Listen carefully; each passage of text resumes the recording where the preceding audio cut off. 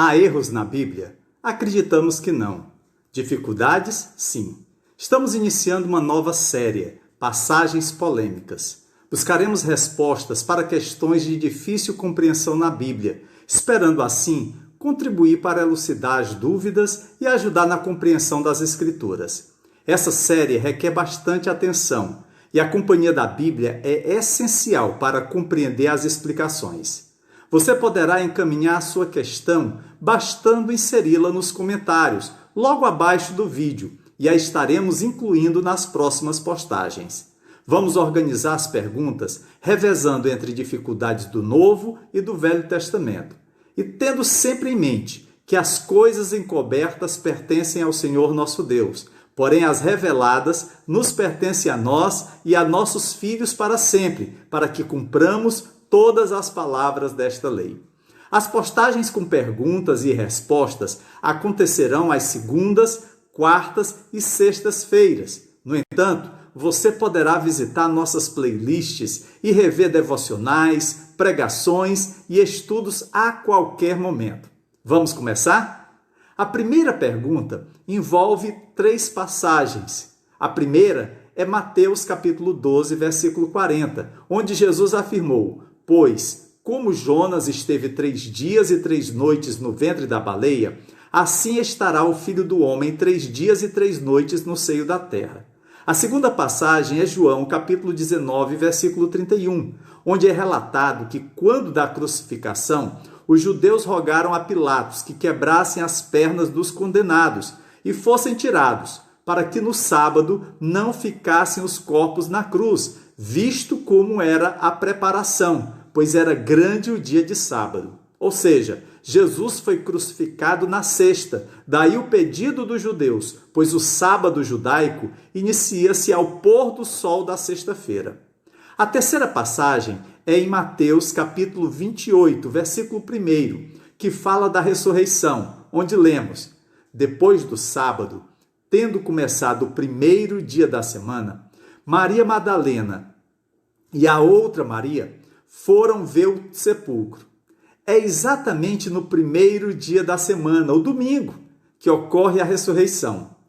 Feitas essas considerações, nossa pergunta é: se Cristo foi crucificado na sexta-feira, como aparentemente observamos em João, capítulo 19, versículo 14, e ressuscitou no domingo, como está escrito em Mateus, capítulo 28, versículo 1, como poderia ele passar 3 dias e 3 noites na sepultura, conforme previsto em Mateus capítulo 12, verso 40, e ressurgir no domingo, apenas 2 dias depois? Há 2 possíveis soluções. Vou apresentá-las e você faz sua análise. Solução 1. Alguns estudiosos creem que Jesus permaneceu na sepultura o período completo de 3 dias e 3 noites. Mas para que esse tempo fosse cumprido, eles entendem que Jesus foi crucificado na quarta-feira. Para defender seu ponto de vista, eles primeiro insistem em que esse é o significado literal da expressão 3 dias e 3 noites, ou seja, exatamente 72 horas. Segundo, a Páscoa não era num dia fixo, na sexta-feira, mas entre os judeus esta festa variava o dia da semana, conforme lemos em Êxodo capítulo 12, verso 6. "Guardem o cordeiro até o 14º dia do mês, quando toda a comunidade de Israel irá sacrificá-lo ao pôr do sol." É definido o dia do mês, mas não da semana. A outra solução conta com o apoio da maioria dos eruditos bíblicos e acredita que Jesus foi crucificado na sexta-feira. Consideram que a expressão 3 dias e 3 noites é uma figura de linguagem hebraica que se referia a uma parte desse período e não exatamente 72 horas. Em defesa de sua posição, eles apresentam os seguintes argumentos. Primeiro, a expressão 3 dias e 3 noites não significa a forma literal, ou seja, um período completo de 24 horas para cada dia. Por exemplo, a referência do salmista ao meditar de dia e de noite, Salmo 1, verso 2, na palavra de Deus, não significa que ele lê a Bíblia durante todo o dia e toda a noite. Ou no caso do livro de Esther, capítulo 4, verso 16, onde a expressão 3 dias e 3 noites não tem o sentido de 72 horas, pois embora eles tenham jejuado por 3 dias e noites, que foi o tempo desde que começaram com o jejum até o momento em que Esther se apresentou perante o rei, a passagem afirma que Esther apareceu diante do rei ao terceiro dia, no capítulo 5, versículo 1. Se eles começaram o jejum na sexta-feira, então o terceiro dia seria o domingo.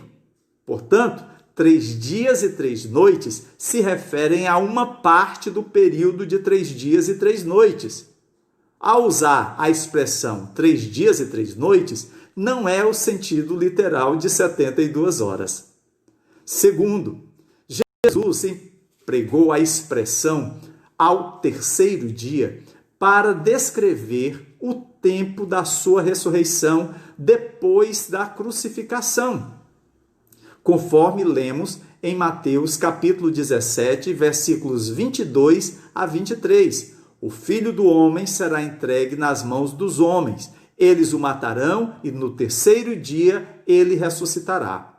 No terceiro dia, porém, não quer dizer após 3 dias, que exigiria o total de 72 horas, mas pode ser entendido como referindo-se a um número de horas dentro do período de 3 dias e noites. Terceiro argumento. Essa posição encaixa-se melhor com a ordem cronológica dos eventos, tal como registrada em Marcos, capítulo 14, versículo 1, bem como com o fato de ter Jesus morrido no dia da Páscoa, sexta-feira, para cumprir com as condições de ser o nosso Cordeiro Pascal, conforme 1 Coríntios, capítulo 5, verso 7, e Levíticos, capítulo 23, versos 5 a 15. Sigo esta posição, mas vejo plausibilidade na primeira. A única coisa inegável é que não há erros nesse relato, há apenas dificuldade. Caso você tenha ficado com alguma dúvida, poderá escrevê-la nos comentários e postaremos os esclarecimentos necessários. Até a próxima pergunta em Passagens Polêmicas. Que Deus te abençoe. Amém.